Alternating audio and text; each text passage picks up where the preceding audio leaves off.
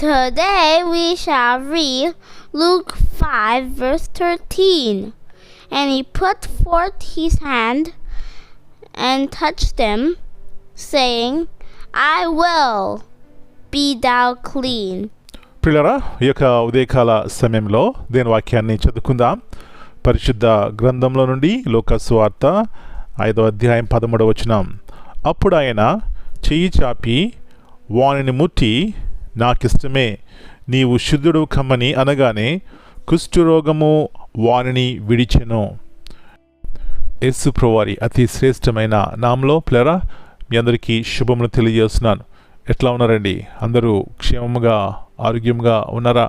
కుటుంబంలో సమాధానం ఉందా? ఈ సమాధానం నాకు ఏమిటి కారణమంటే ప్రార్థనా బలిపీఠము. దేవునితో సహవాసం కలిగి ఉన్నప్పుడే కుటుంబాలు సమాధానంగా ఉంటాయన్న సత్యాన్ని జ్ఞాపకం చేస్తున్నాను. మంచిది. ఇక్కడ చూసినట్లయితే ఒక వ్యక్తి యేసు ప్రభువారి దగ్గరకు వచ్చారు. ఈ వ్యక్తి ఎవరంటే సమాజంలో ఎవరికి ఇష్టం లేని వ్యక్తి, అంటరాని వాడు. మరి తన జీవితంలో ఏమాత్రం కూడా డిగ్నిటీ లేని బ్రతుకు. ఇట్లాంటి వ్యక్తి యేసు ప్రభువారి దగ్గరకు వచ్చాడు. ఈ వ్యక్తే కుష్ఠరోగంతో బాధపడుతున్నాడు. పిల్లరా, అలాంటి వ్యక్తి సమాజంలోకి రావడానికి కూడా అర్హత లేదు. అందరి చేత అసహించుకునేవాడు. ఇలాంటి వ్యక్తి యేసు ప్రభువారిలో ఏం చూసొచ్చాడు అంటే, ఆయన రక్షకుడు, నన్ను స్వస్థపరిచేవాడు, నన్ను సంరక్షించేవాడు, ఆదుకునేవాడు, కంపాషన్, దయ చూపెట్టేవాడు. ఆ విశ్వాసమే తను దేవుని దగ్గర నడిపించింది. ఎక్కడికి వెళ్ళాలో అక్కడికే వెళ్ళాడు. అక్కడ ఏం చేస్తున్నాడు? మొట్టమొదటిగా వాడు యేసును చూచి సాగిలపడి, ప్రభువా, నీకు ఇష్టమైతే నన్ను శుద్ధినిగా చేయగలవని ఆయన వేడుకునేను. సాగిలపడ్డాడు. ఆయన యొక్క మాటలు వింటే ఎంత తగ్గించుకున్నాడు. నా ప్రియ సహోదరి, ఎలాంటి హృదయంతో మనం ప్రార్థన చేస్తున్నాం, ఎలాంటి మనసును కలిగి ఉన్నాం? దేవునికి ఇష్టమనేది విరిగి నలిగిన హృదయము, తగ్గించుకునే మనసు, దేవుడు నిర్లక్ష్యం చేయడానికి సత్యాన్ని జ్ఞాపకం చేస్తూ, మరి ఈ ఉదయకాల సమయంలో ఆ కుష్ఠవ్యాధి చేసినటువంటి విన్నపమును దేవుడు ఆలకించినాడు, విన్నాడు. ఇంకా అక్కడ ఎవరు చేయనటువంటి పని యేసు ప్రభువారు చేశారు. తన చెయ్యి అతను ముట్టి అతను బాగు చేసినట్లు చూస్తున్నాం.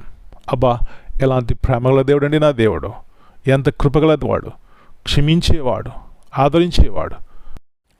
అమ్మా, అయ్యా, ఆయన వద్దకు వెళ్తే ఆయన త్రోసివేసేవాడు కాదని మరొకసారి మనకు జ్ఞాపకం చేస్తున్నాం. కాబట్టి ఈ వాగ్దానాన్ని పట్టుకుని దీని వద్దకు వెళ్దాం.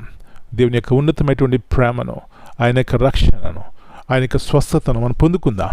అలాంటి కృపను దేవుడు మనందరికీ దయచేయనుగాక. ప్రార్థన చేసుకుందాం. జాలిగల దేవా, ప్రేమగల తండ్రి, మీ వద్దకు వచ్చే వారిని త్రోసివేయని దేవా, మీ పరిశుద్ధమైన నామమును బట్టి మీకు వందనాలు చెల్లిస్తున్నాం. తిరిగి ఉదయకాల సమయంలో జ్ఞాపకం చేస్తున్నారు. ఒక కుష్ఠవ్యాధి ఎవరు ఇష్టపడరు ప్రభువా? అలాంటి వ్యక్తి మీ వద్దకు వచ్చారు, సాగిలపడ్డాడు.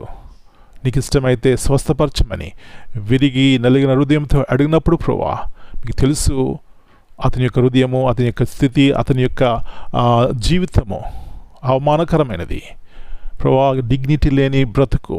కానీ ఎప్పుడైతే మీ వద్దకు వచ్చాడో ప్రభువా, ఎలాంటి డిగ్నిటీ ఇచ్చినారు, స్వస్థపరిచినారు, బ్రతుకును మార్చినారు, తనకి అవమానం తీసివేసినారు.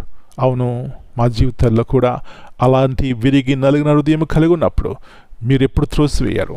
అదే మీకు ఇష్టమైన బలి. అలాంటి మనసుని కలిగిన వారమై మేము జీవించడానికి సహాయం చేయమని మనం మీ చేతిగా అప్పగించుకుంటూ, మీ యొద్దకు వచ్చి వారు మీరు త్రోసివేయరనే వాగ్దానాన్ని మా జీవితాల్లో స్వతంత్రించుకోవడానికి సహాయం చేయమని మనం మీ చేతిగా అప్పగించుకుంటూ, యేసు ప్రభువారి అతి శ్రేష్టమైన నామమును బట్టి ప్రార్థన చేస్తున్నాను తండ్రి. Amen. God bless you all. My dear brothers and sisters, greetings in the precious name of our Lord and Savior, Jesus Christ.